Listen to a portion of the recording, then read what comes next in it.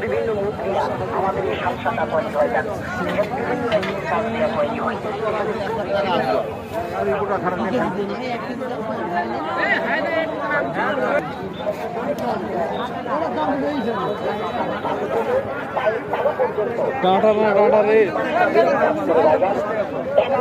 কাজ তৈরি হয়। একবেলা ছিল অপরবেলা খাইতে ইচ্ছা করে খাবারবেলা ডেলি খান, কিন্তু তারপরে যে বই খবর পায়খানা যদি কষা হয় আপনার শরীর দুর্বল হবে। আর নিয়মিত যদি পায়খানা ক্লিয়ার হয় তাহলে শরীরটা সবল হবে, আপনার চেহারা সব দিক দিয়ে কাজ হবে।